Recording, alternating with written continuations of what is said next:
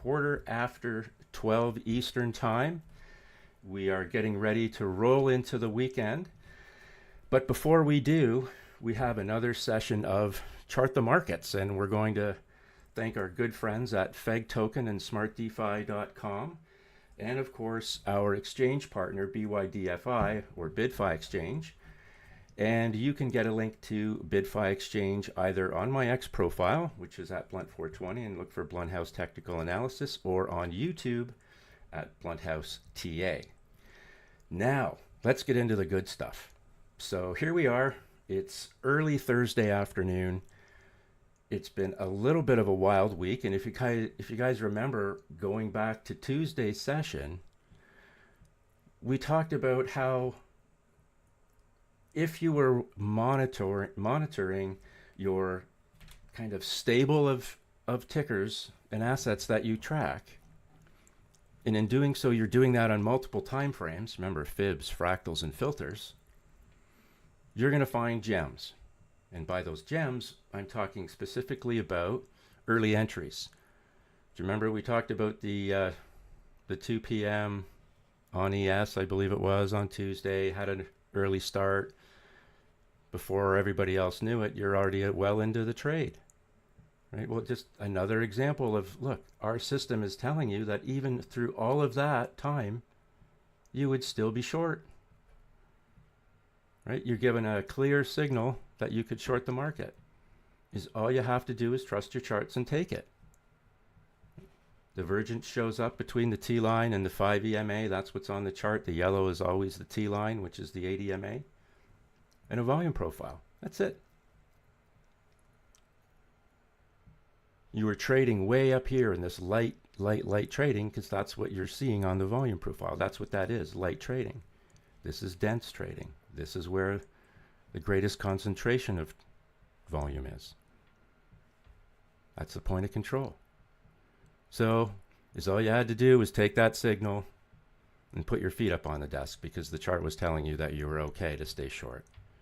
Even through these little green candles in here, is all they did was wick the T-line and fade.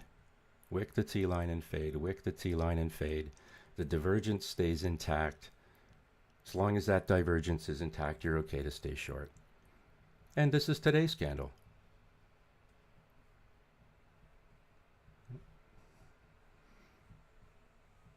$6 a.m. candle, 10 a.m. candle. What did it do? Wicked up, just little tag the point of control, wicked through all of that, and then retraced perfectly, retraced hard. That's still telling you what? Is that a bullish takeaway? No, it's not. It's bearish. Why do you feel good about staying short? Well, look, this big volume gap here. And you know from past experience that up or down, when you're moving through that volume gap, price can rise or drop quickly. And was this not a failed breakout that we show every week? Right? Price challenges, fails those key levels that we talk about, starts to roll over. What are we looking for it to do? Take out the previous wave's low. And it did just that. And there's still no reason on this chart, on this time frame, to change my perspective on what to do here. It's still stay short. It's not like, how hard was that? Oh, there's a short signal. I'm going to take it. While everybody else is navel gazing at what's going on in the market, you're already counting money. Not really caring about what all those other people are saying, because you're most interested in what money's doing. And that is the language of the market. And this is one of the tools we use to read it. This script gives us the ability to have that edge that everybody talks about. Oh, what's your edge? What's your edge? Well, for me, it was this kind of stuff. You know, and to this day, I continue to use it. Keeps my head out of places that it doesn't need to be, and keeps me focused on the chart. It's as simple or as complicated as that. It's just a chart, and the way that price behaves on our charts doesn't change from one asset to another. And once you kind of master this or get a real good handle on it, I don't think master is something that we actually ever do here, but once you get a really good handle on this, you're not going to be afraid of all the crazy stuff that happens in markets. Speaking of crazy stuff, let's just go to our Bitcoin chart. This is the daily chart that we've looked at for quite some time. And another really good example of how we just layer things. We've talked about these levels that we draw. And they're there because eventually at some point in time in the future, they become relevant again. Like this level down here that we drew ages ago, that just so happened to be, unbeknownst to us when we drew it back here, that it would be used for both resistance and support levels. We didn't know that way back there. We had no clue. We're just like, okay, this seems to be a base up here. I'm running it off of, through the hearts of those candles, just trying to create a level. We had no idea that price was going to treat it with this much respect. But we kind of do now because we've seen it before. And it repeats over and over again. So that's why we will continue to draw these type of levels. Now, ultimately, they also became some forms of support and resistance. But what was the chart telling us up here, right? Impulse down sideways, back to the 5 EMA and or the T-line. But because we just went impulse down and sideways, we have a really good chance of doing what? Continuing the move down, which is exactly what happened here. Points and flats tell us changes in direction. Simple stuff. Simple stuff. But when you see a point forming like this at the top, it usually means that there is some momentum in price coming down in order to create that point in the first place. It's a short time frame EMA, so it's going to react quick. The T-line's not quite as pretty because it's a few days later, right? It's 8 days as opposed to the 5.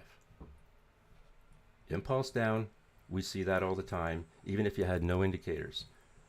Right? Impulse down, sideways, without challenging higher to test those candle bodies, you'll notice that the T-line and the 5 EMA are diverged, telling you that this move was going to continue down. And is this not the failed breakouts that we talk about?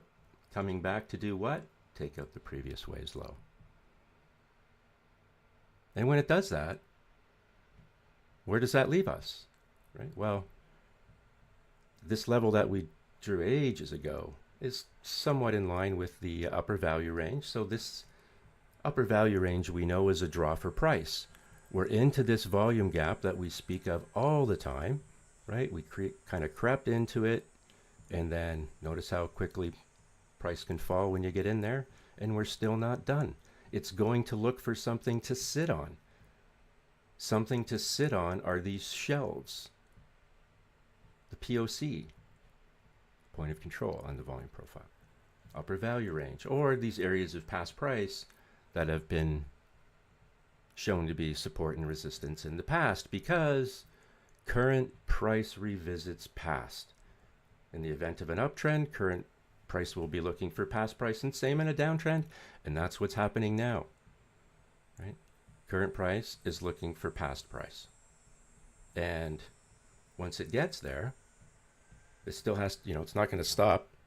So it's up to us to try and figure out what's it going to do next. Well, light trading, volume gap, draw for price down, past price support and resistance, trading below the T-line and the 5 EMA. When you're on the south side, you're bearish, right?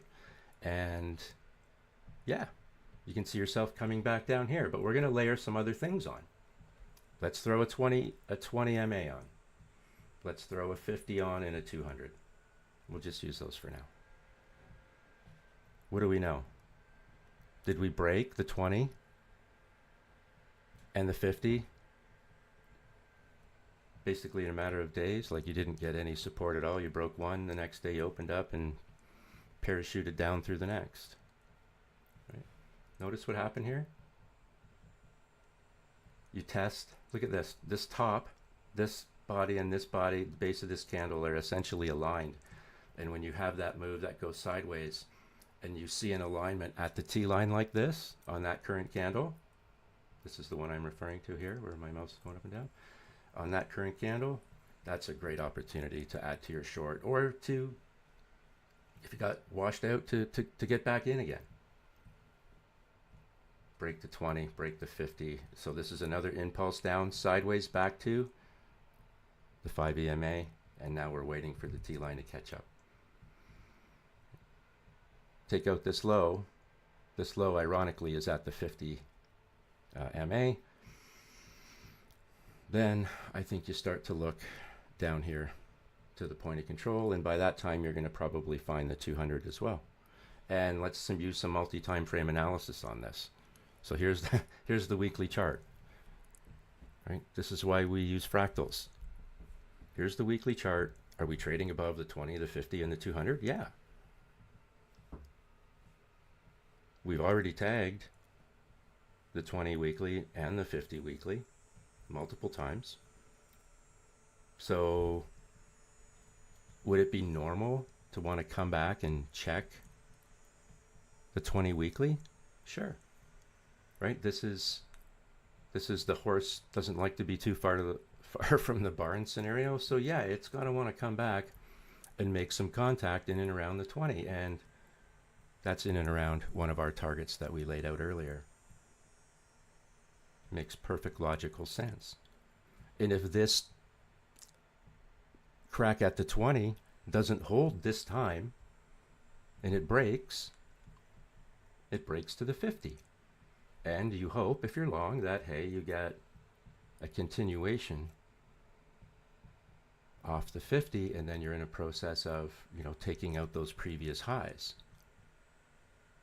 But if you fail, then you look to the 20 weekly. You have to pay attention to all of this light trading up here. Right? Now, most people, when they're talking about the price of, whether it be Bitcoin or any other asset, they're not talking about this stuff. Right? They're not saying, I'm concerned that we're kind of trading in a vulnerable area where there's not a lot of past price. Right? No one's saying they're a little concerned that they're running a little hot, a little extended away from areas that we would get some comfort from. And they certainly don't want to acknowledge, if they come back and test those areas, what happens if you fail, and where you go if you fail. Right? But that's why we do this, so that we're not surprised by any of this nonsense. Right? We only care about what price does on the chart.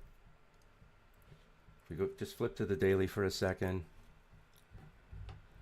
There's our confirmed short signal. Remember, these are just signals long and signals short. They're not entries and exits, just long and shorts. That came on what? Sunday.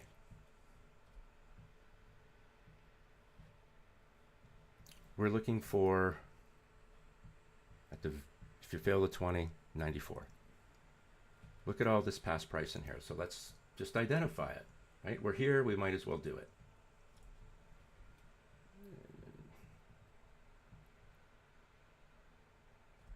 Is that fair? Because all I'm doing is I'm taking the top of this candle, running it through the tops here, connecting this wick. I'm just trying to find a balanced area. That's all I'm doing. I'm not forensic about it. But we can obviously see it on our charts. So if we can see it, price can see it. If you hit the 20 and you fail and you look for the 50, does it mean that the sky's falling at night? No.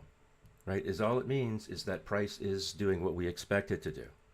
In the event of a downtrend, it's looking for past price. If this is the first attempt at the 20 weekly, what would you expect to happen?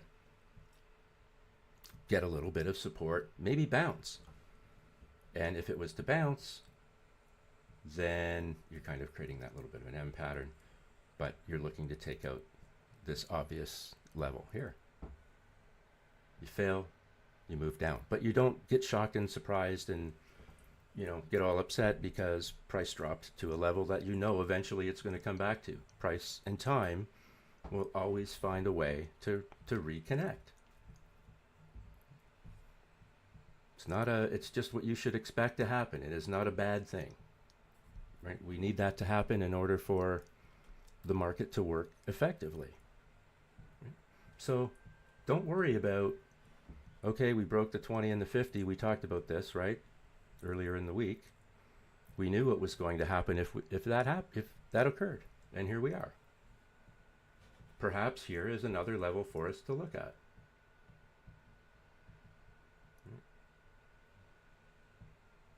Something like that.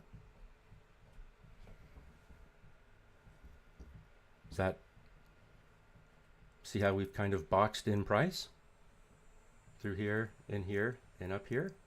So now we have ranges. We know that when we break this range, we're going to look for another range. If we break it to the upside, we also know what we're playing with. So that's Bitcoin.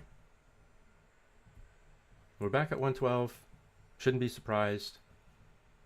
May even fall lower. Who knows? Right? We just follow the chart. We don't front run it. We just follow it. There's a clean chart. Right? We're just going to follow it. You got a signal here on the 25th. You could have taken it and you'd still be short. It doesn't mean that you can't have a portfolio of Bitcoin that you're holding. You can be long and short the same chart, the same asset. So don't worry about it. Maybe you make some money short to buy more Bitcoin. I don't know. It's up to you. Right? But you want to be a complete trader, and you want to be able to monetize the chart up and down. Right? That's what we want to do here. You monetize the chart, and you just can't do it one way. There's a buy signal. You easily could have taken it. Pay a little bit of insurance down here to make sure you're correct, and on the right side, you are, this probably would have got to me before the signal, but nevertheless, you would have had a nice trade. That's it. And use your profits to buy more of what you love. That's fine. But don't think that this doesn't matter, because it does. And once you start doing that, using your profits to maybe acquire things that you want to hold for a while, you'll instinctively know when you look at the chart that you're at a top, right, or a bottom. And you'll have a better sense of, and not be the person that, oh, guess what, I bought today and price tanked, without realizing that you were at a market top. It's like buying here on this candle when that sell signal showed up. If you didn't realize what you were doing, then you're vulnerable to having the market make an example of you. And it doesn't care who you are, where you come from, how much experience you have or don't have. Right? You're all on your own in the shark pool. So remember the last time we did the stream, for some reason things started to get a little ugly on us when we were in here, and that's kind of happening again. I'm just shutting off the volume profile because the Dow doesn't like it. The Dow's down another 216 points. If it doesn't hold the 20, right, what does it want? Let's go to YM. I like the candle better. There's your top. If it doesn't hold this 20, it's telling you that it's tagged it. Where's it going? The 50. Doesn't hold the 50 like it did here and up here. It's going to the 200. Does not mean the sky's falling now. All it means is that you have an opportunity to get an understanding when the market is doing stuff before other people. So here we are. I took that daily chart and we condensed it to a 4-hour, because if we want to sneak in an entry on the daily that might be deemed safe, I look to the 4-hour, and lo and behold, what do we have here? Is this today? 2 a.m. today. There's our sell signal. So you could have already been short this market up here. You would have set an alert and all that kind of stuff. You would have got one. You would have said, hey, you know what? Yeah, that's a trade I might want to take. And then gone back to bed. That's the point. What happened on the 4 hour? Did you break the 20? Yeah. You break the 50? Yeah. Do you have any idea, because you've done this more than once, where price might want to go? How about the 200? Boom. You could have had, we talk about this all the time, and I mentioned it in Telegram. This is where, in a market like this, don't be afraid to set your orders in places that you think feel extreme, because they just might get hit. And this is a perfect example.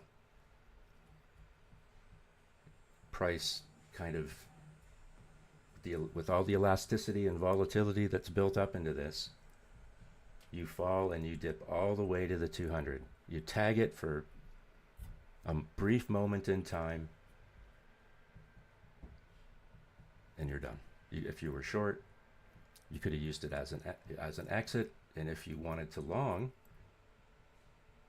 you would buy the 200 and long it to the 20. This is what we do, right? Level by level. That's why we use these MAs. They're representations of past price and time.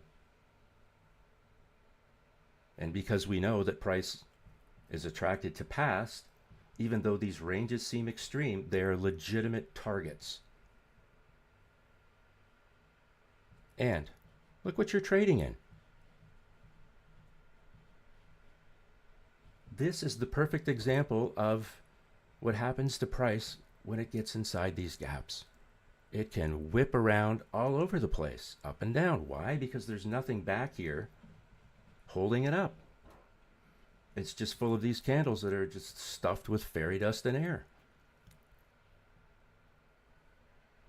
That's what's going on. Now, does this make this a nightmare sometimes because you can get chopped up? Absolutely. Right? You don't want to get retraced. You know, this stupid candle could have wicked up here and then, you know, end up with a wick down here. Who knows? Or a body down here. But these ranges are your targets. That's why we use them on our charts, and that's why we show you. You have to know when you enter the trade, if you're short up here, what are your targets? Your targets are X and Y, right? Okay, I'm going to go short. I'm going to take some off at the 50, and maybe I'll take the balance off at the 200. That would be the plan. That would have been the plan. And somewhere in there, you'll have a stop to prevent the wick from making a mess of what you're trying to do. That's it. And it's all you got to do when you want to see it earlier is just check, you know, back up your time frame. This is the 10-year treasury. The 4-hour chart. The only thing that's on the chart is the T line, the 5 EMA, and the 20, the 50, and the 200. What do we talk about? Points and flats, points and flats, points and flats. Okay. This is a treasury bond, not a stock. See points? Yeah. What do they indicate? Changes in direction. Where does it all happen? Well, we go up here. We're trading above the 20, the 50, and the 200. So at some point we know that we got to come back and make a little bit of contact at a very minimum. If you were shorting this, pretend it was a stock. If you were shorting it, you would short it to the 20, to the 50, and to the 200. But what's happening are all these rejections are now happening. So here's your first. You break the 50. First attempts typically fail, right? It did. Went back to the 20, regrouped, tried again, failed. This time broke down through the 200, regrouped, took another shot, failed, rinse, repeat. This looks meaningful though. Where do we like to buy? Off the 50 on any time frame. If I have an opportunity to buy off the 50, I'm going to, all things being equal, I'm going to take it. Does this point indicate that maybe, hey, this wave is done? Yeah. Right? Those are the obvious clues, by the way. You don't have to think through any consolidation. Those are real obvious. Separation in the T-line and the 5 EMA, and price goes higher. What does it mean when we trade below the 200? It means we're quote-unquote bearish. Right? When we're trading above it with some consistency, it means we are bullish. Right? That's what you're hoping is happening here. Nice nice base off the 50. You get your green candles, and now you're just breaking those past levels. What is current price looking to do? Take out the previous wave's high. Same thing that we show on the way down. Form a bottom, and now you're starting to chip away at the previous wave's highs. So if you break through here, yes, it means that you're looking up top here. Does it mean that you go straight there? No, it does not. It doesn't mean that at all. Nothing goes straight up and nothing goes straight down. It's going to be a series of red and green candles that form a trend. And that's why the trend is our friend. Now, we can all have ideas on where we think price is going to go. This is the 10-year treasury, so I have my thoughts on where I think it's going. Right? But the chart tells us what's going on. Can we expect resistance here at the 200? Yes. Why? Because it's our basic bull bear indicator, right? This is the first dip through it, first attempt failure. We regrouped, came back to the 50. Now we're taking another stab at it. We could fade this. The next candle comes back to the T-line or the 5 EMA, but doesn't break those levels. Consider that to be bullish. Like if the divergence between the two stays intact, that means the trend is intact. So you can challenge the 200 like you did here, come back, but yet you get a green candle as opposed to a red one, and you don't pull the 5 EMA down through the T-line and to reverse your trend. You get a candle that comes back to those levels and then catches a bid and then makes another attempt and then breaks it. Our momentum indicators, so here's our stochastic RSI, followed by our Fisher transform, followed again by our MACD. Where do we like to see, the way that I trade this system is, I love to see the stochastic RSI oversold like this, well below the 20% level, and start to arc up, create that divergence that we talk about, and move higher. Followed by the Fisher transform, right? We like it as a filter because it uses a Gaussian channel to filter out the noise, fibs, fractals. This is an example of one of the filters.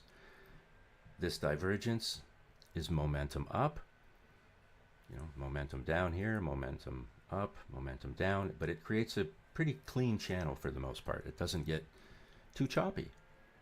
So this is kind of confirming what I'm seeing on this 4-hour chart from the stochastic RSI and the momentum in my candles and the divergence between the T-line and the 5 AMA, and of course the breaks of all those MAs, followed by the MACD.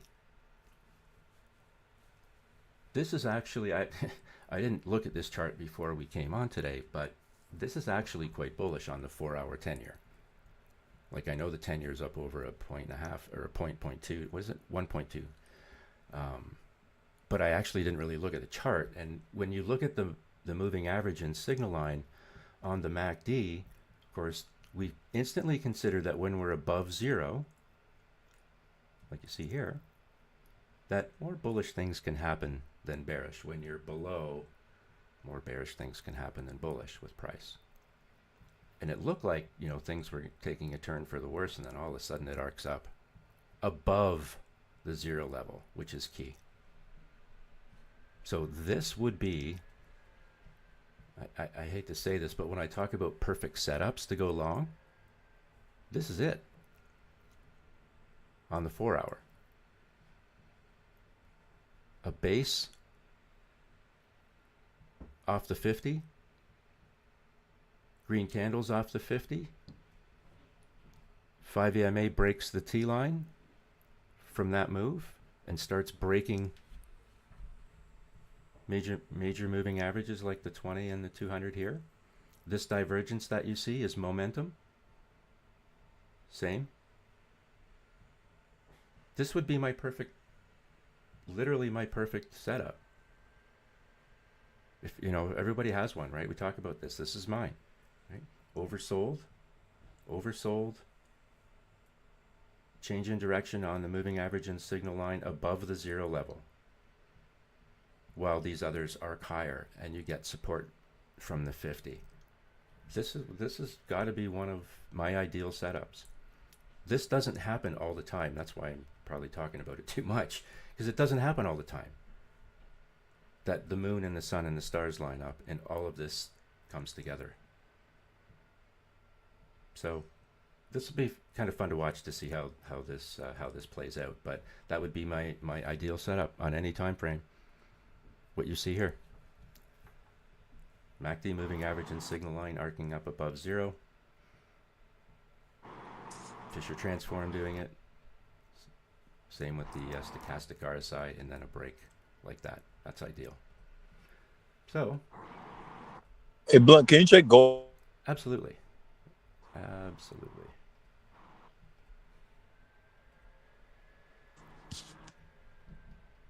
Okay.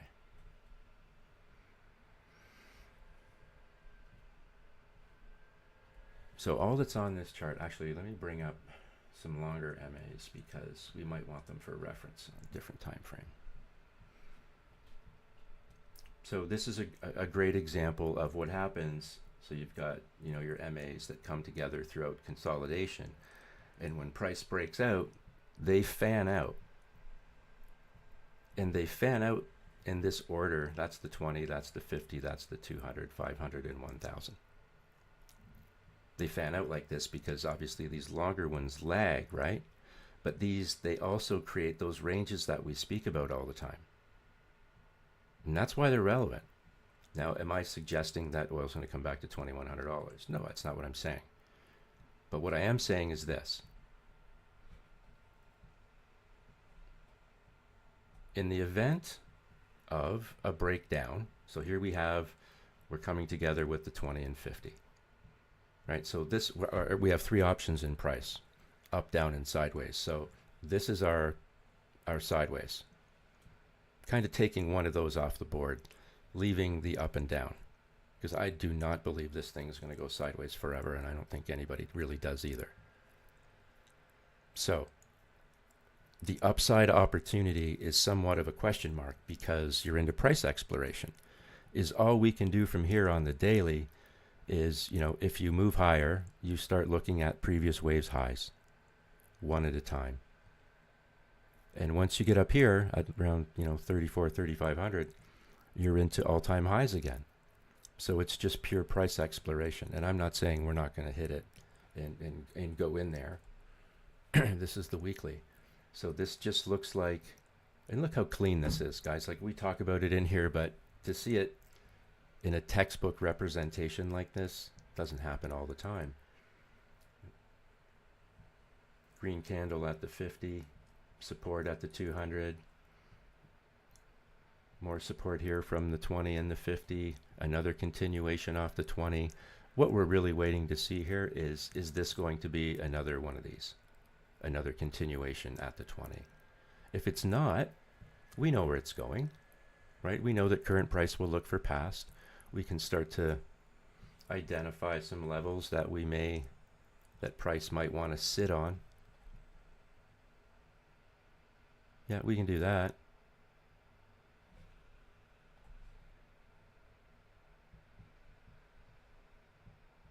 You know, this gets kind of interesting in here. You're lining up the top of this, the bottom of this, the wick. Just things like that. That's just going to give us these areas. I like this too.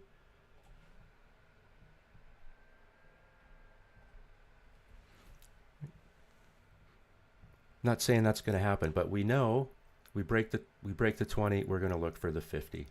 Will it be one big candle down? No, it'll be a series of, red and green candles that form a trend or a wave to get us there. That's all. But could it move higher? Yeah, like it really could. And this is where you have to do a little bit of common sense comes in, and you have to look around you and say, does the environment exist for the gold thesis of being a risk asset? Is it still in play? And if the answer is yes, then I don't think gold is still a bad investment. Like, it's not financial advice or anything, but is there a case for it to go higher? Sure. Where? Anybody's guess. Because here's what's going to happen. People are going to start drawing trend lines, right? You just know it, like this. No, here, let's do this. You start doing stuff like this. I promise you. If someone hasn't already. All right, now somewhere, someone's laughing because they know exactly that's the case. But how else are you going to do it, really, right? You're just having to look at previous waves highs and use fibs on top of all of that to try and figure out what the potential upside is. What does that look like on a weekly? Yeah. So you're going to see a lot of that kind of stuff. But, hate to say it, but it's also been pretty true. Right? The price is respected this level. It's probably not an ideal drawing, but I think you get the gist. So upside, yeah, it's all price exploration. So, that's all a big question mark. But on the downside, we do have levels that we can look for. Fail the 20, you're going to see some past price that you might want to play around in for a while. But you fail the 20, you'll look for the 50.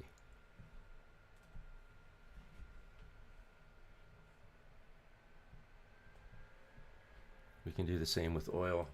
We've done this before. Right, there's our 61.66 level. We hit it a couple times this week. This is another, this trend line has been incredibly true, but we're not going to bet the farm on it. But it, again, was also very well respected. So you can see there's relevance to them. This current weekly candle, what did it do? It came back and tagged 61.66 like we thought it would. And now it's just trying to push higher by simply challenging these past levels, right? This is a weekly chart. So this pink line is 500-day MA. But on a weekly chart, it represents a lot longer than that. It's like, is it almost 20 years? Or 10 years? 10 years, I believe. The 1000 MA up here would be 40. That's how much time is kind of wrapped up into that. So when you fail those long-term averages, and look how they respect them. Look. When you fail those levels, look how it was support. That's 1,000 days on the weekly chart. And look how it was resistance. So 40 years. That's 40 years right there that you're getting support off of. Here it is again. Current price just came back to revisit past price. That's all. Right? Nothing to get freaked out by. That's what happens. Will oil stay bullish forever? No. Right? One day, in the not too distant future, it'll catch a bid.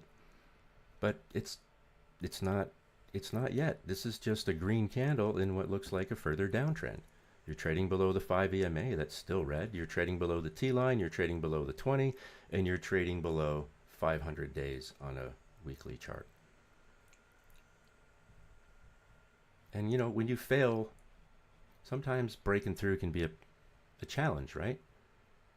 It's a series of tests and failures until the sentiment changes and the money comes in and pushes price higher. But we're still a bearish chart, right? We're still a bearish chart. Just to go back to that 10-year for one moment. If you go to the week or the monthly chart, what's back here? we know that current price likes to revisit past. And it created this double top in 06, in 07.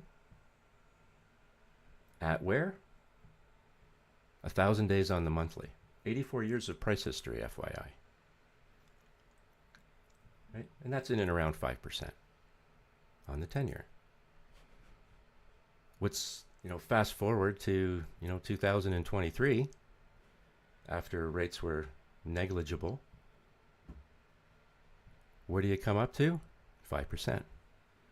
What's hanging around up here is a draw for price, the 1,000-day MA and the 500-day MA. 84 years and 40 some odd years of price history. There's a buy signal on the monthly. We've just kind of gone sideways here, but still a bullish chart on the monthly. These trend lines I've just dropped in here for obvious reasons, just to create some framework for myself, but that's the target on the 10-year.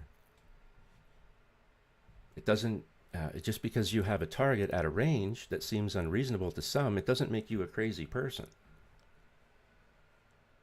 It does not. Again, were you a crazy person because you shorted at the 20 when you broke a major moving average? Were you a crazy person to take some money off at the 50 because you know it's a draw for price? Was it a crazy notion to take the rest of it off at the 200? No. Did these seem extreme? Yes. Yep. But because you understand the language of the market and you understand what price is drawn to, it's not so crazy anymore. It just isn't. It's just how price moves. So if you're looking at this 4-hour candle with an hour and 12 minutes left on it, your upside and downside risk and opportunity is going to be what? Again, we're looking at YM, which is the contract for the Dow, the futures contract for the Dow.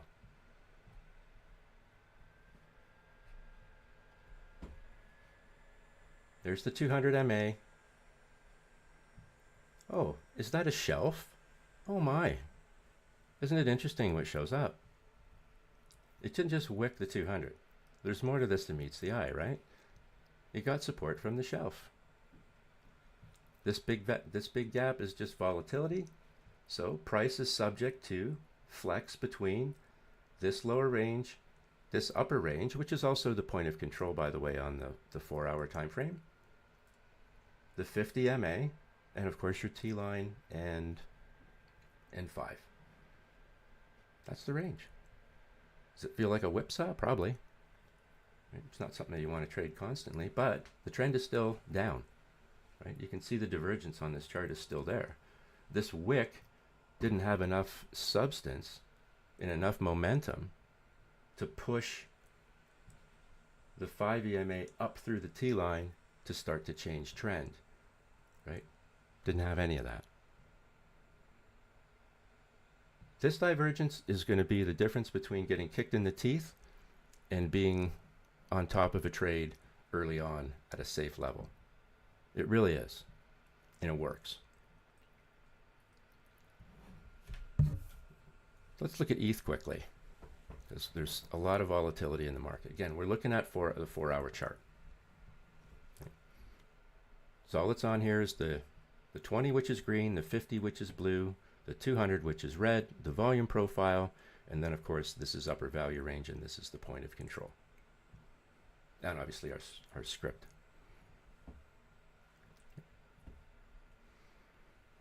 Does this look like one of those failed breakouts that we talk about? Yes. What would we look to have happen here for maybe current price to come down and do what? Take out the previous wave's low. Why does that feel like it's a possibility? Well, price is going to fall into, if this momentum continues, this gap. And it's a doozy, actually. And, it falls into this gap. It could easily take out and come to this previous wave's low, in addition to the 200. So if you're charting ETH, you got to be looking to the downside of, around 4,000 And then look at the 200 on the 4 hour as well, 39.63.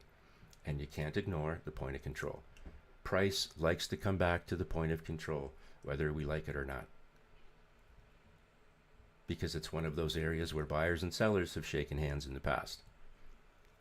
And if you continue to fill, like this is just another good example, you know, price has a nice move up, lots of opportunity, tradability in here to get on the right side of this, but this is just a nice move higher. No short signals at all until up here. But are you trading above the 20, the 50, and the 200? Yep. Have you already tagged the 20 a couple times? So when you're going to come back and tag it again, you have to make sure it holds. If it doesn't hold, the probability of it not holding goes up every time it tests, right? Even if it bounces. It just makes the next test, the probability higher that it may fail. So here you have a test. This time it fails. Comes back to test what exactly? The 50-day moving average, right? You get a little bit of a pop. This is the failed breakout. Comes back, takes out the previous wave's low. Lo and behold, impulse down. Try and challenge the T-line. Can't do it, right? This is just 3 green soldiers in a downtrend. Look at the divergence. It's telling you you're still in a downtrend. Don't panic. Rolls over, takes out the previous wave's low. Another challenge, can't do it. Look at the equal tops, right? And the divergence in the T-line, the 5 EMA, and price continues down. These 2 candles base out real quick. And look. See? Oversold stochastic RSI, oversold Fisher. And this is not ideal like the other setup because you're moving average and signal line is actually below 0, so there's that off chance that things can go sideways on you. That's how I look at it. All right, but the stochastic RSI I like. There you go. Catch the bid to the upside. Here's the rollover, right? And this could be the fade where you remember what else is going on in the chart at the same time, but this is where things can go sideways on you, more bearish than bullish. This would be an example of that if this plays out the way I think it might. So if you're trying to sneak in a short entry on the daily chart, the 4 hours is a good place to start.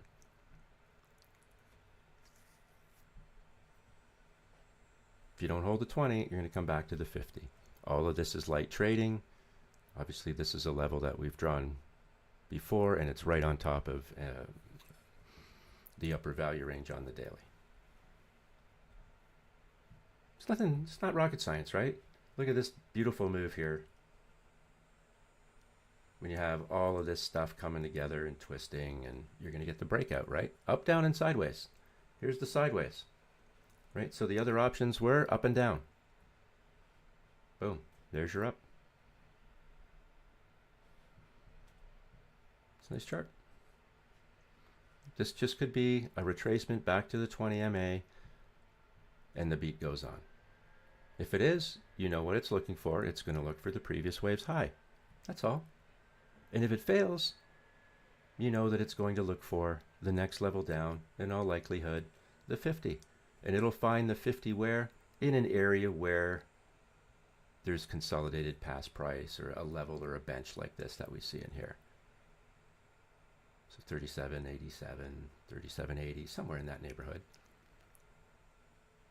Time and price come together. Okay. Let's look at Solana real quick. Actually, no, let's not. Let's do this for our friend Rico because we know that he likes trading this CFX thing. I don't know if he's in here or not, but this is the daily chart of CFX. There's your sell signal on the daily. It came on the 11th of August. Let's see if we could have scooped an earlier entry. Oh, this is going to get a little bit crazy in here. No, we didn't. Whoops. So this actually was a real good signal up here. You could have snuck something in at the top, sure, but you got a nice clean signal that broke the 20. So that right away, on any chart, in any market, on any time frame, red candle with a sell signal that breaks the 20 is bearish, right? Well, look what happens. So you have impulse down. This is on the daily, remember. Impulse down, went sideways, tested the T line and the 20 MA to the penny, wicked and ran away and closed below the 5. That's bearish. The next candle, top base right at the T line and all the way down to this level that I've got in here for some reason. But again, the divergence is still intact. Impulse down, sideways. This time you get a point out, and that's okay, right? It doesn't always go, sideways and south. Note the divergence, though, right? This would be an example of, okay, you were short. This candle stopped you out. That's going to happen. As a matter of fact, it's happened to me on this stuff, this very same thing. So this candle would stop you out. That's fine, right? You wait for your opportunity on your time frame for the best setup possible. What do we talk about? The divergence being intact when you get these side-by-side candles with the equal tops. This was just a flush candle. Both of these damn things wicked the 20 and ran away. This was just a flush candle. The divergence was still intact. This was a short opportunity. That's what it was. And still is. And what's this looking like? The failed breakout on the daily, where you move up and you move down, take out the previous wave's low, which, lo and behold, may come back and tag the 50 MA. And if it does, where does that put it? Look to the right. There's your big volume gap.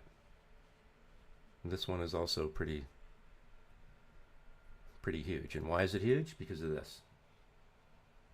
So these candles in here, although, if you're on the right side of this at the right time, is your best friend in the world.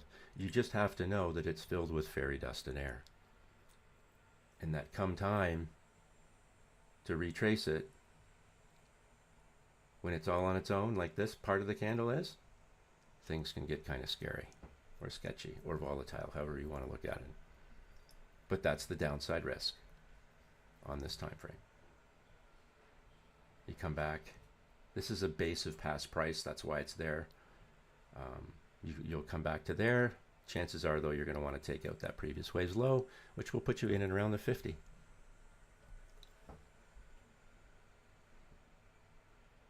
XRP. Here we go. I know we looked at this earlier in the week, and we dropped this trend line on here. Just to say, hey, gives us a point of reference, right? This chart does not look too different than the one we just looked at, where there was, this attempt, and now we're getting again into this gappy area. Where price might want to look at? Well,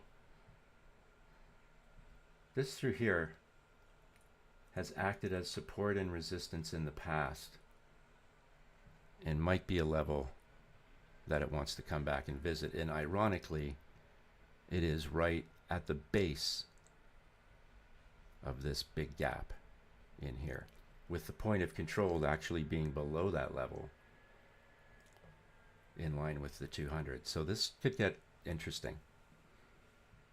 But again, just because you break one level, was the horse a little far away from the barn?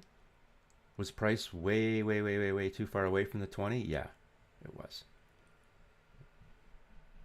So this is a parabolic move. Spread out all these ranges as a result. And now price is just going to come back and tag those levels that are technically appropriate. They just feel like they cut really hard because of the big move up. And what can we do?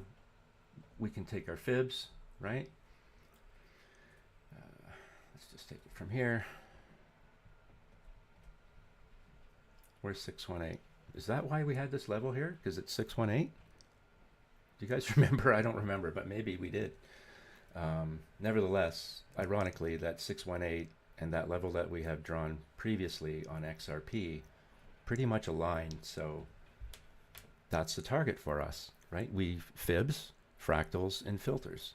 Fractals are the time frames. The fibs give us retracement and extension levels to look for.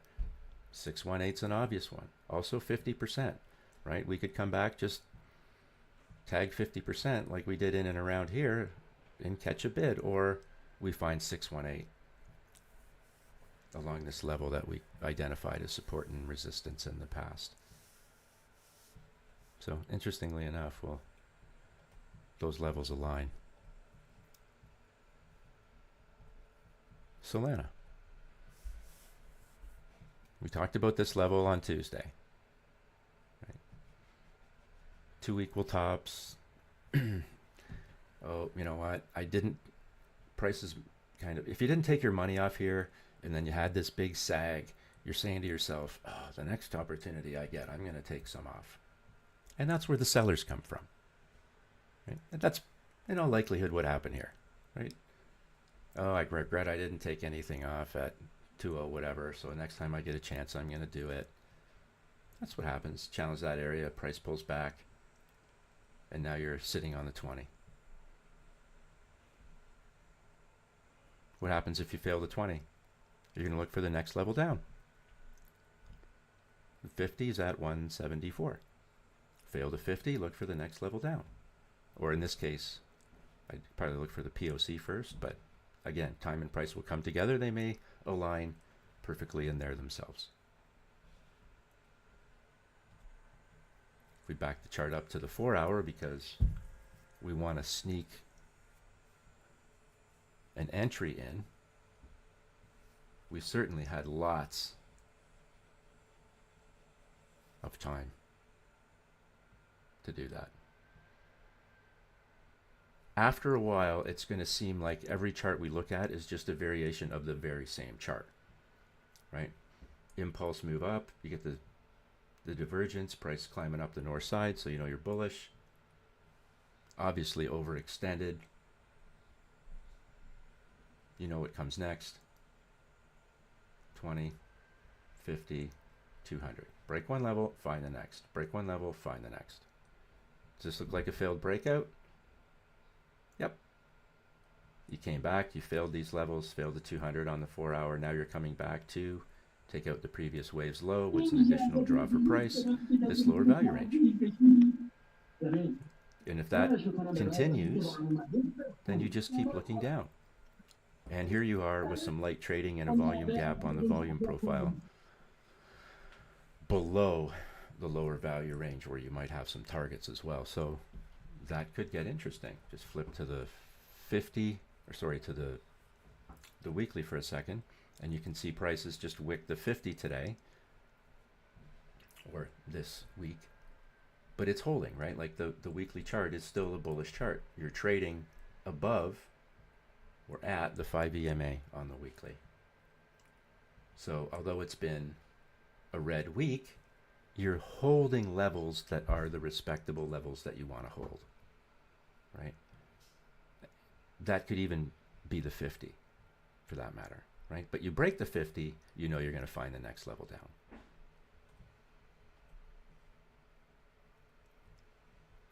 What were we also looking at? Monero.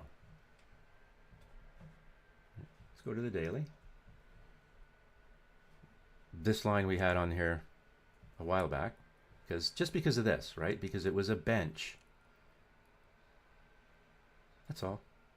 Just a bench. It had nothing else to go on, really. Well, what was acting as resistance now? This very same level. Obviously relevant.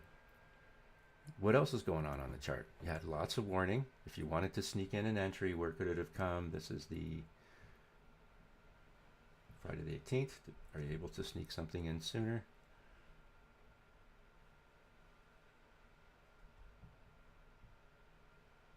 Yeah, a couple days sooner. 4 days sooner. So you had ample opportunity to be in the short 4 days before it took off, or it fell. That's lots of time, right? You don't have to be making decisions that arise like in nanoseconds. You would have got a nice signal to tell you to short, you would have shorted, and lucky for you, price would just continue to fall. And as it does, you have a very simple methodology to validate the trend that you're already in and making money on. And you have additional cues such as breaking support. When you do, you're looking for another level, and here you find it. You don't think the 200 has been relevant here? Of course it has. Look at it. That's the red.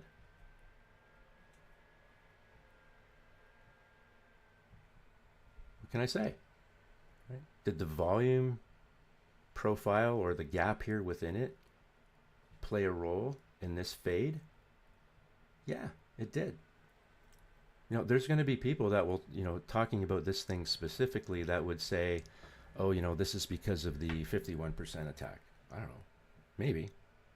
I don't know. Could be. But is all I knew is that way up here, and actually, on the 14th, which is here, you had the opportunity to short. Did it have anything to do with the attack that hadn't happened yet? I don't know. Maybe somebody knew about it. But this is why we do this, is because charts don't lie.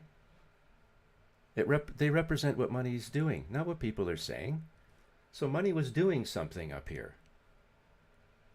Money was doing something up here.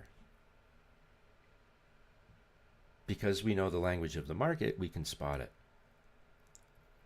Right? It's not what people say, it's about what money does. That's all we care about. Do I want to get lost in the weeds with a 51% attack on America? No, I don't give a shit. Pardon my French. Just a chart guy, right? Just crayons. That's all we're doing. Nothing fancy. But the chart doesn't lie. The chart doesn't lie. Real-time representation of what money's doing, not what people are saying. XLM, right? Another one of the ISO type stories. What's going on? So if you wanted to buy XLM back in July and you missed the boat, are you going to revenge buy? Right, let's just do something here. And again, I'm just doing this really quick. Don't shoot me if I'm off by a touch. Dropping fibs on the daily. So if you missed down here and you wanted to buy and you're thinking that you're missing the boat, this is one of those situations where, because you understand this now, you're not going to buy up here.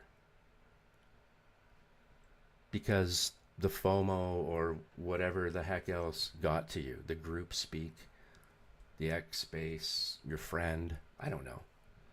Doesn't matter. From this point forward, you're going to be like, okay, no big deal. That was a big run. I missed it. So I have two options now. I could short this thing on the way down, or I can just wait for my buy opportunity again. Let's say you choose to wait for your buy opportunity. You just drew fibs on here. What are you looking for? Well, you're going to look to see, do the retracements break fib levels? Yes, they do. Right now, you're failing the 50 at the same time as you broke 50%. Now you're probably, 30%. You're probably looking for this 50 down here.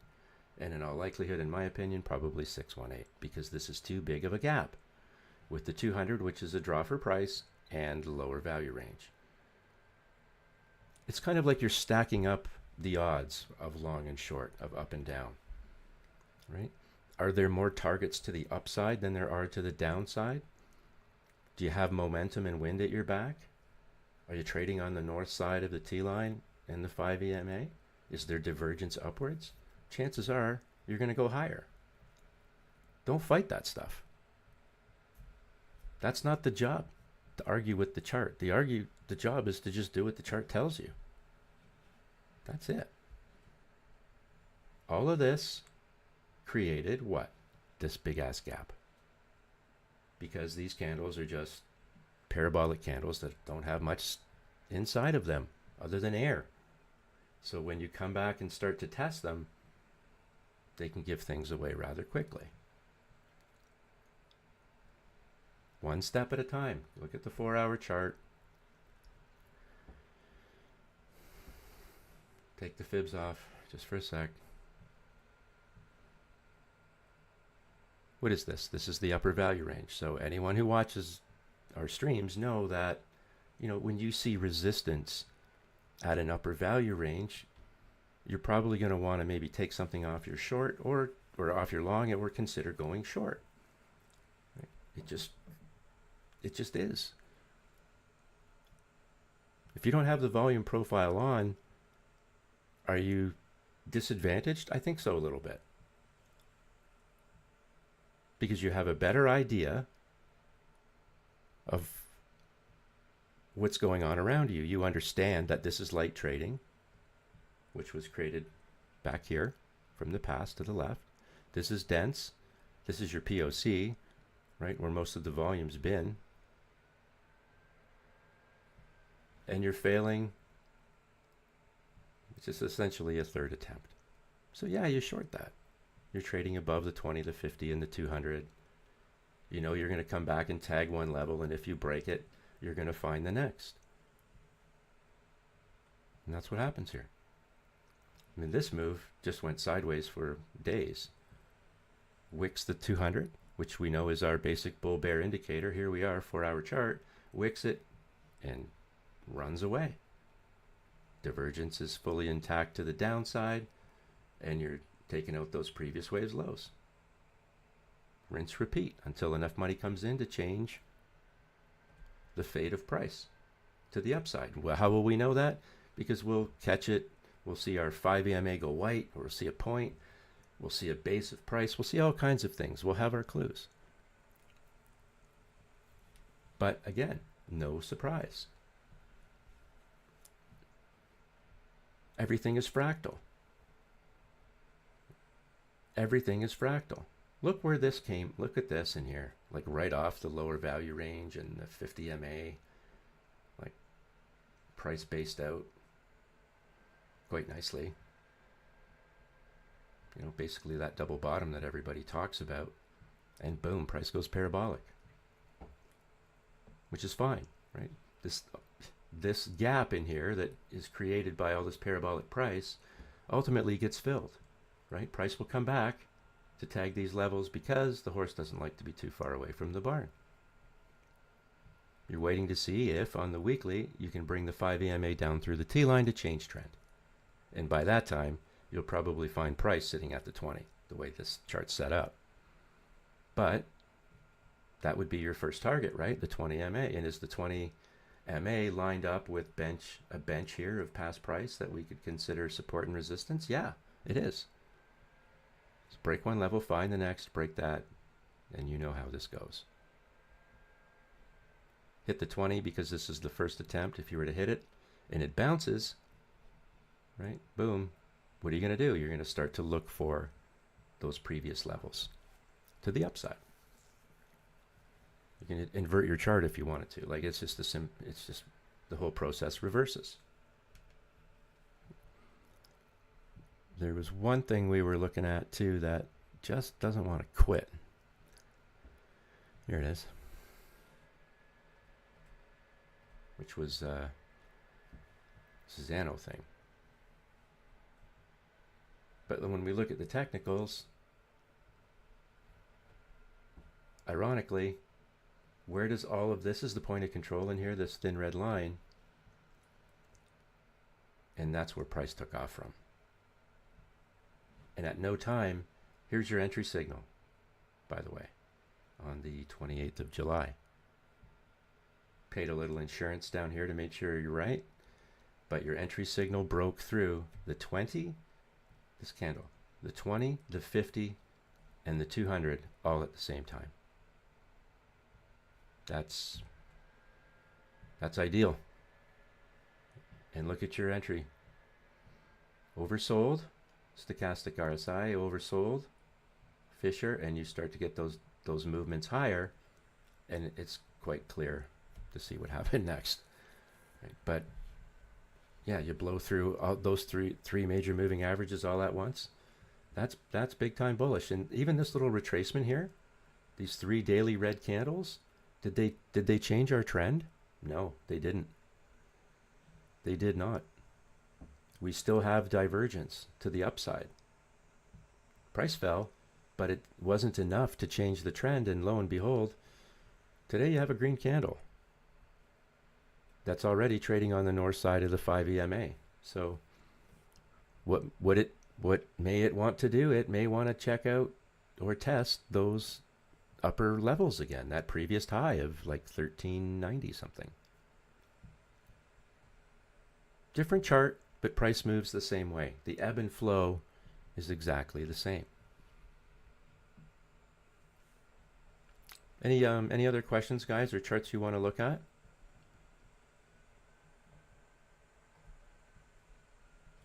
Jump in if you do. This is NVIDIA. This is, how do I say this?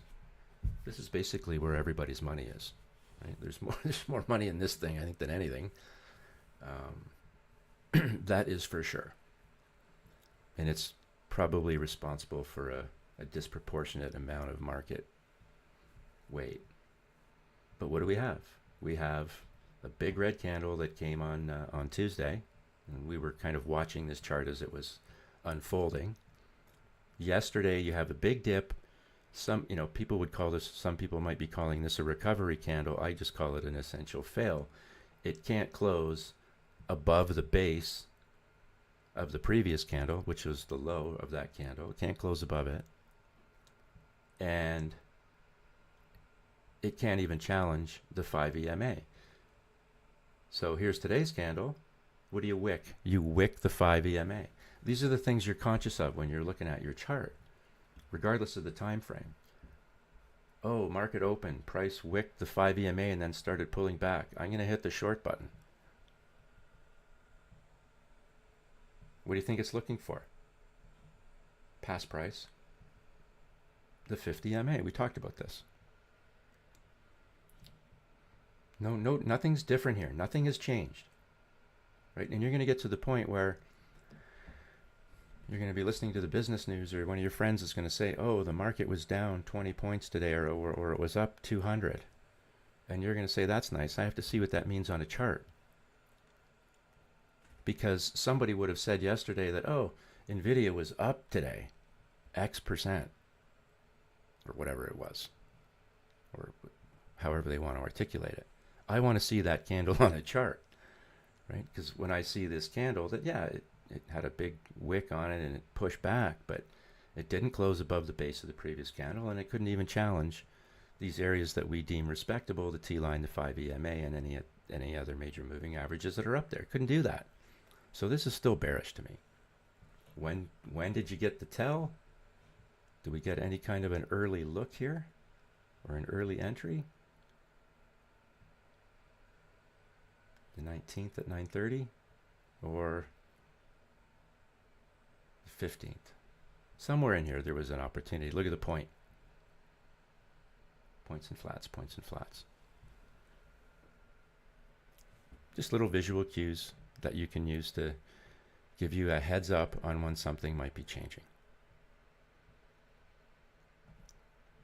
This is the Apple 4-hour chart, and we've obviously looked at this many, many times. You know, point of control yet again. There's your base.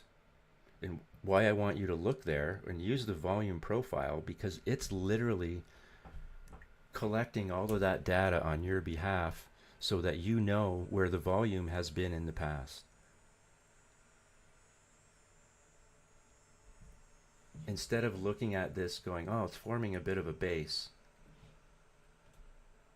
that you would look, like if you were looking at it like such, you'd be okay, yeah, well, it broke 1,000 MA, it's good, but it's moving back up, but it's forming a little base. But it's meaningful to me to know what that base is. To know that that's the point of control on the volume profile, and that I'm basing out there.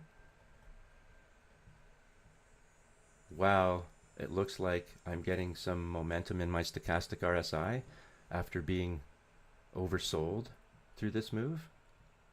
Yeah, I want to know what that is. I want to know. I really do. Because now I'm more inclined along it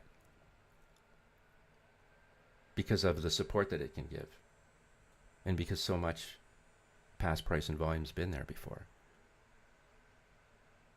And you get, on this candle, your buy signal would be flashing quite quickly because it shot up fast. And this is an example where, did you miss anything if you were a little bit late? Absolutely not, because price just kept moving higher, higher, higher, higher, and higher.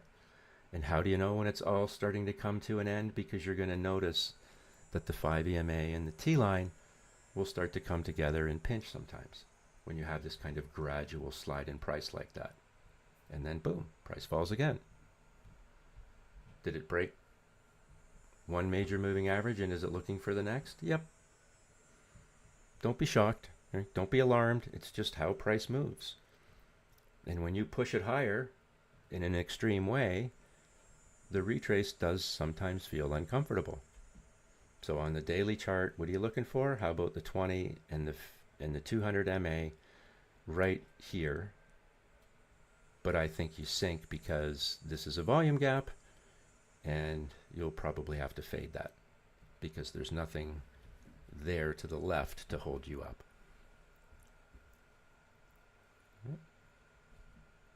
Again, jump in with your questions. Let's look at MicroStrategy.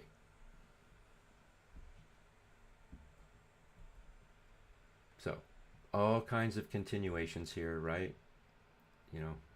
The ones off the 200 are the ones I want to draw your attention to, because now we're kind of failing this situation. So, you've had support, well, all of a sudden you're not getting it.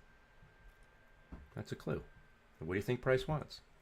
Well, we lost the 20, we lost the 50, and now we're losing the 200. So I'm inclined to say the lower value range on the volume profile, that would be a target for me. Switch some time frames around. Let's go a little bit longer here. Okay. So what I just added was 100 MA because I saw this massive gap. So I knew that there had to be something in between there. But I don't always load it on my charts. So here you are.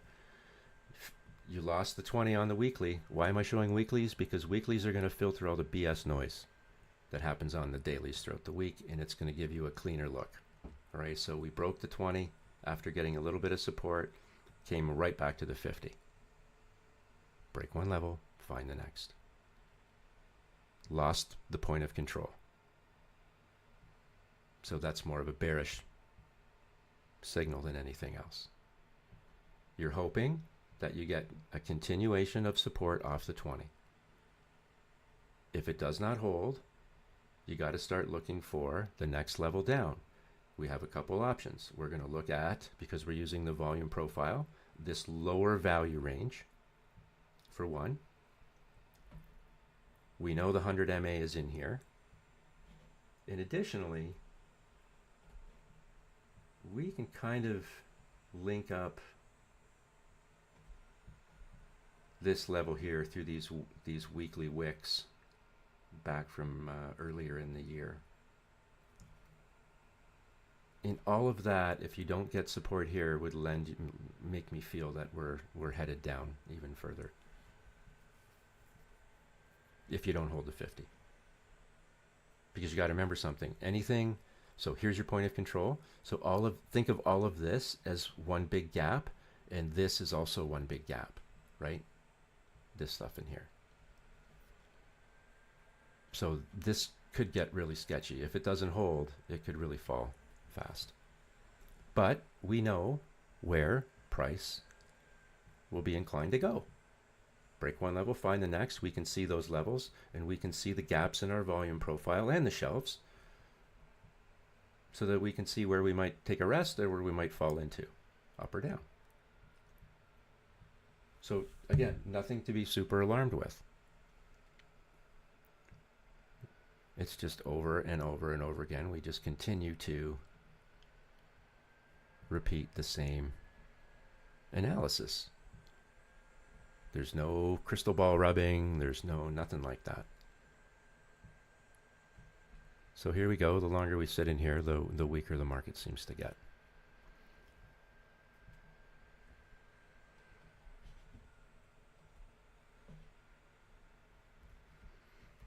This is the contract for the S&P. So this is a futures contract. It's called ES.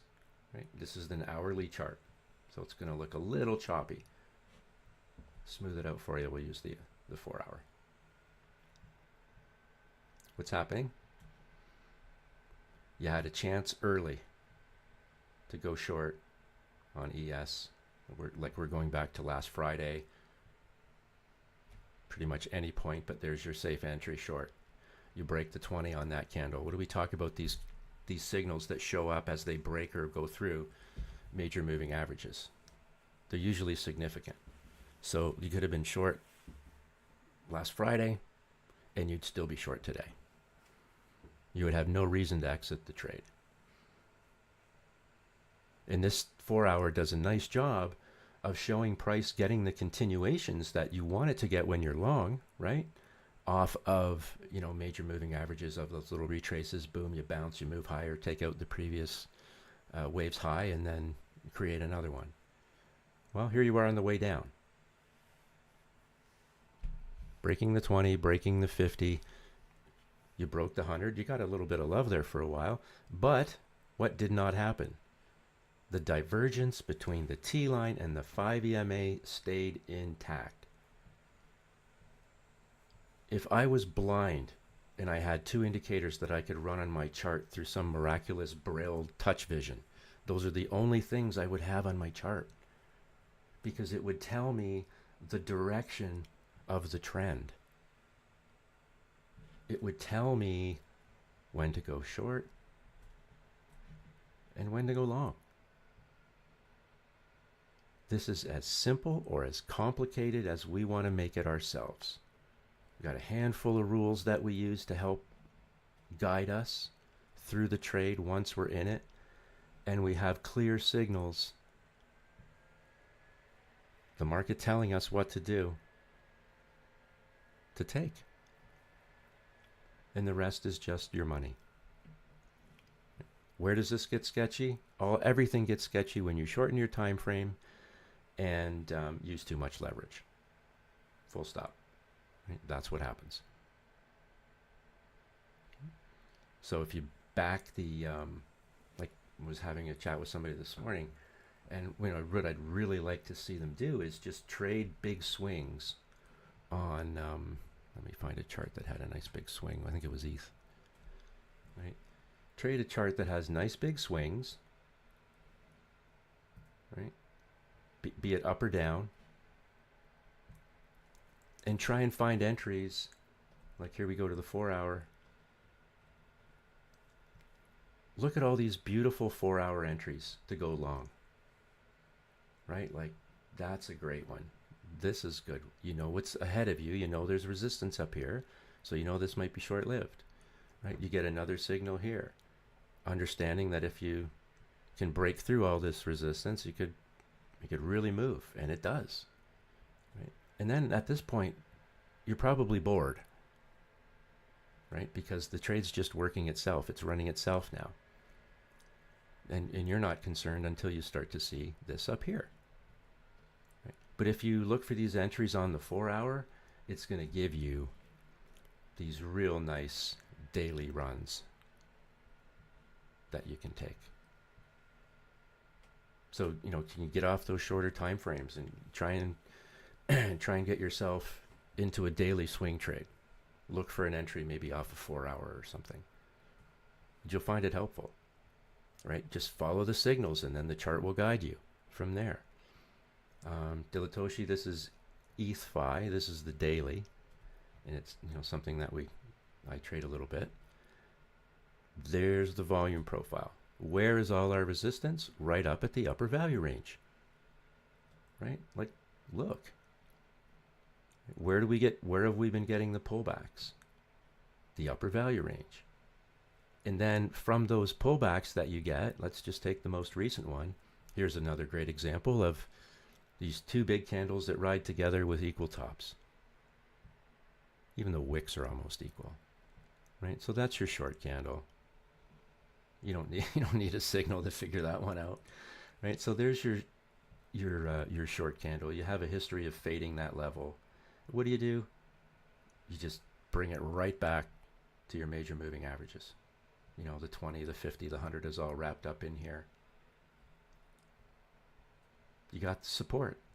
You bounce, you roll over. Like it's just rinse and repeat, rinse and repeat. Here it is on the weekly. What do you think you're looking for on the weekly? Probably want to tag that 200 again at the very least, right? And if this kicks off a sell signal, dude, then you're headed back. You're taking out previous waves lows again, right? And that could get kind of heavy feeling. So, any other things you want to take a look at, guys, while we have a chance? I think we covered a lot. Covered a lot of symbols. Yes, Blunt. Did you go over that? You remember? I think it was Tuesday. It was maybe last week. It was. We went over something that you said was like similar to XMR. Started with like a Z or something. Yep, it was Xano. Xano. This thing here. This is Xano. Oh wow. So let me take a little it's bit looking off this. pretty good right there. Yeah. I'll just leave that stuff on. So, I don't represent any of these things. It's just something I stumbled across, and I thought the chart was interesting. And then when I started looking at what they do, I thought that was also interesting. So, here's a weekly, more continuation, right off the 50 MA. And basically, it's a privacy blockchain. If you're wondering what it is, it's a privacy blockchain. It is a hybrid proof of work, proof of stake. It's developed with the same security protocols as Monero, plus a few others. That's about all I know, right? So, but I find it interesting, and I like the chart. Like, what can I say? Right? I like the chart. Yeah, that chart's looking mighty healthy right there, right? Yeah. Not gonna lie. I'll tell you one thing though. It does have massive swings. That green one is a 20, yes, right? Correct. Okay. 20, 50, and But already 200. And the 50 is always an ice blue because David Elliott used to refer to it as the ice. You don't want to break through the ice to the downside. You want to stay north of the ice. That's why it's blue. And if it's over the 20, you're in the green, I imagine. That's the 20, yes. 20, 50, and 200. So and if you're below the 200, you're in the red, right? Yeah, that's right. So like this was a 20, 50, 200 all kind of come together, and you get a great buy signal.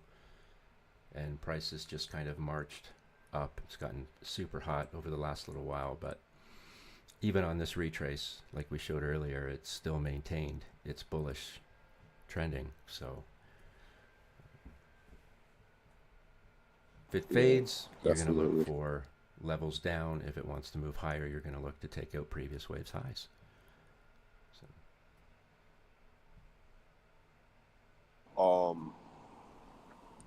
Also, I wanted to, if you have the time, I know we went over a lot, but let's have it. There's this one I seen.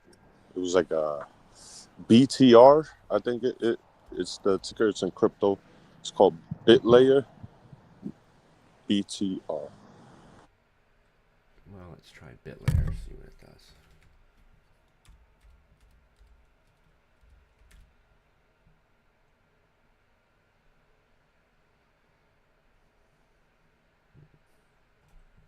I mean, it's super new. Oh, well, that would that would explain this thing. Yeah. But I didn't get a chance I to don't know, man. That find looks it. like a rug. If It it's the had same it had thing. yeah, it had an ICO, Oh, okay. right? Uh, Yeah, So I think it just finalized the ICO like I think yesterday or I see. today. Actually, hold on, let me check. So, just quickly before we go, this is Amazon's chart, and we've looked at this chart before, right? Drew a trend line, seems to be respecting it. Price was trading above the 20, the 50, and the 200, so you knew that you were going to come back and tag the 20. Well, in this case, you literally gapped down below the 20 and the 50.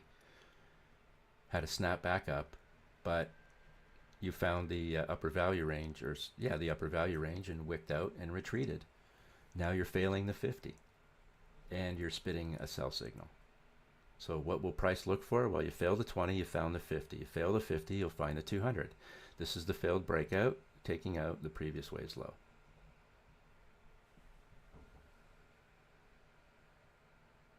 Rinse, repeat, rinse, repeat. The 20 and the 50 MA weekly are basically twisted together here at around 209-ish. That's probably, if it breaks down, that's what it's going to look for. But on the weekly, look how this is all light trading, right? This is you're trading above the upper value range, so you're essentially kind of at a premium. So at some point, you're going to come back and get real.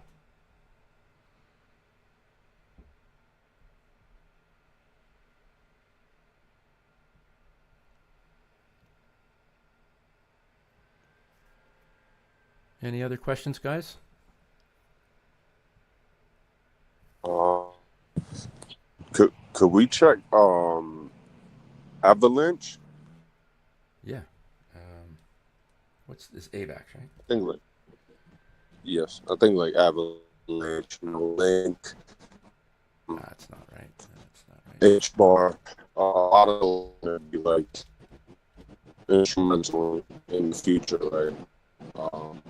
XRP as well, because the current Swift monetary systems, like this is what they're going to transition into, and XLM as well. Yeah. Like those things are very low. Yeah. Those are the ISO kind of things. So yeah. So okay. So here's AVAX. Again, we'll forget about the falling off a cliff part.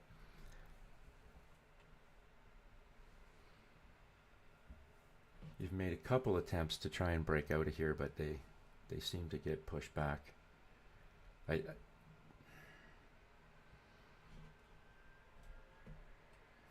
Yeah, so if you fail in here, so you're kind of gyrating between the 20 and the 50 here. If you fail, you're going to come back to the 200, which I think is probably what you're going to do. Yeah, I think this fades a bit more. I think you can look for back down here. And this is the challenge, right? Like everyone's talking about, and this is why you block out the noise, block out the noise, block out the noise.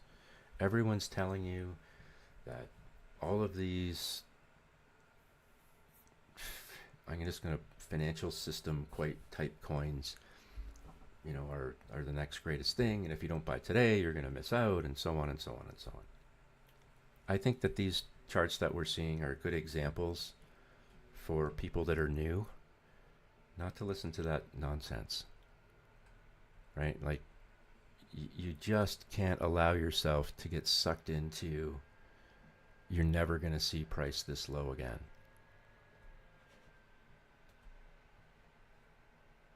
Buy the dip. Yeah, Okay, I think I get all that might stuff. Just absolutely. The point I'm trying to make is that there's a lot of people telling everybody right now that they should be buying. Buy, right? Well, with looking at the chart, I'm not buying here. I'm not saying I don't want to buy XRP. I just don't want to buy it here. That's all. Simple as that.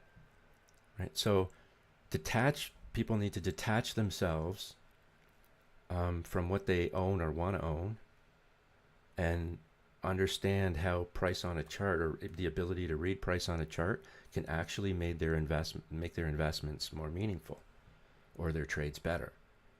Right? This is a classic mistake where someone's telling you to buy and you're buying at a top, right? Or at something that's in a downtrend. If someone was to say, hey, Blunt, price is failing the 50, go buy. Like, they're going to get a side eye from me, because I understand that that's probably not what I want to do, right? Once I've failed the 50, do I want to buy it when it gets support at the 50? That's a different story. But when it's failing it, do I want to buy it? No. Hell no. Right? So that's why we do You this, know, so we this is don't make mistakes. this is something I was talking about last night, right? And I was talking about how I'm very grateful that you do these lives every Tuesday and Thursday, right? But I was also expressing the fact that if there was, let's say, even like minimal 100 people that really took into account what is being described here and applied it, right? And we're able to trade on a daily basis and make $100, right? A simple $100 between, there's 100 people, each one of them make $100. That would be $10,000 on a daily basis, right? Of that group of people. Without that number, right? Even aside from that, it would help out the community for people to be able to learn how to read price on a chart, Yeah. and then give away, you could do a bunch of things that would help and benefit the community if you're doing that on a daily basis, right? Between 100 people.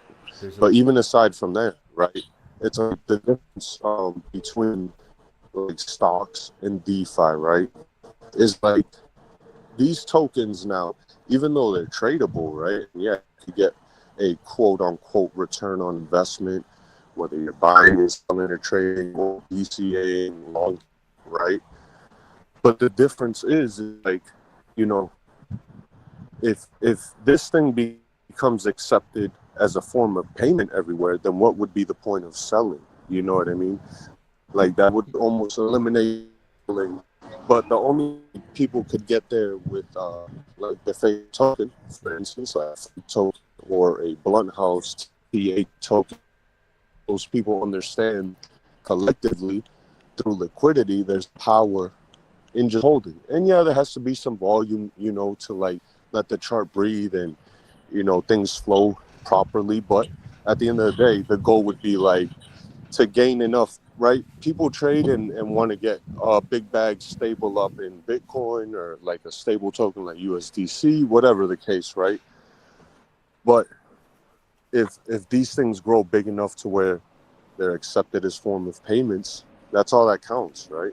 Like, and people won't necessarily need to sell because now banks are becoming more open to the concept of collateralizing tokens and utilizing those for loans. So, I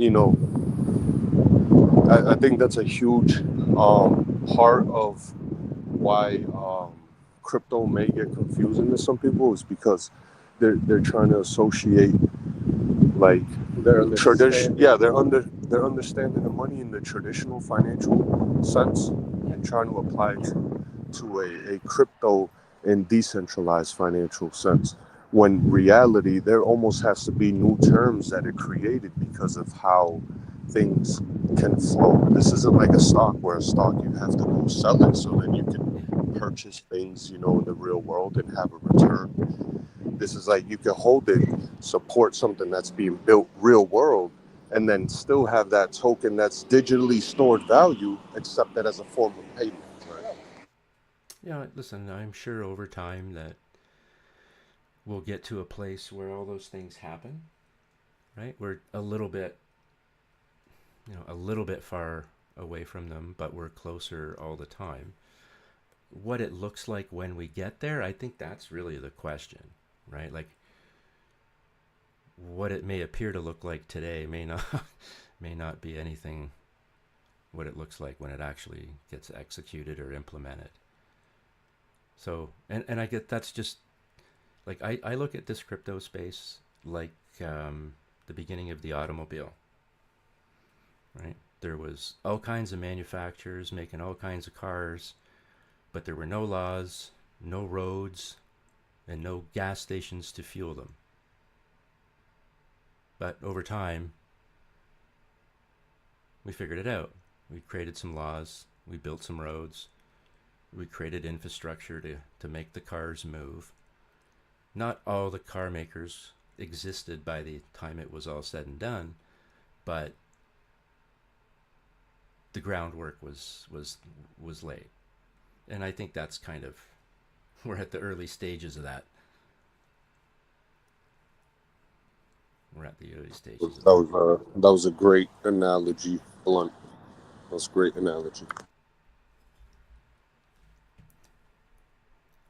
Well, we got looks like things are continuing to fade here. I just brought up the Bitcoin daily chart on TrendSpider, which I love. There's a volume profile here. T-line, 5 EMA, but this purple line is the anchored VWAP for volume, and this is the anchored VWAP. If you can see it, it's kind of a dark blue for price.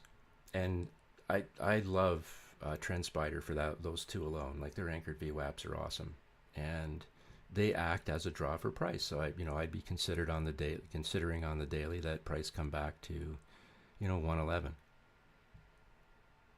and 4 or something like that, in that neighborhood as a target. Failing that, you look to the upper value range, which is this blue line, then you fall into a gap. This is the VWAP. This white line is the VWAP, volume weighted average price. That's what that represents. That's the point of control, and that's the lower value range. So you can kind of see how this might unfold. But right now you're trading on the south side of the T line and the 5 EMA with some targets beneath you. So, price could fade a little bit.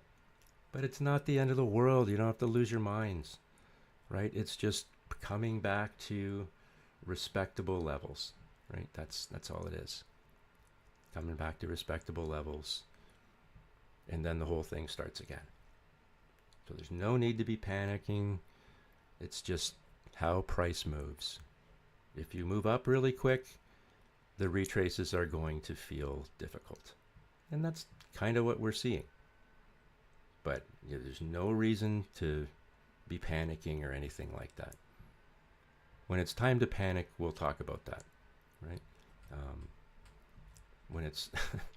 When I look at the major markets, those are the ones that make me feel like we're super top heavy. This is the upper value range here, by the way, on what is the Dow, the contract for the Dow. And like you can see, nobody really wants to take it any higher than this right now. And that doesn't mean that, they're going to have a market collapse or anything, but it just means that if you fade a little bit, you need to know where that fade might lead you to. You can see your gap here, and you can see that you wicked the 20 and actually moved higher. That's bullish sentiment. You break the 20, you go to the 50. You break the 50, you go to the 200 or the point of control, and that gap is a problem to the downside. If it goes higher, well, it's in pure price exploration phase. So, but this is kind of toppy, right? So I have a feeling it's going to be an interesting Friday, and maybe a weekend in crypto that moves a little bit with the way things have been kind of looking. We have some downside risk here, right? We break this level that we've identified. We could see that it could play in this zone for a while.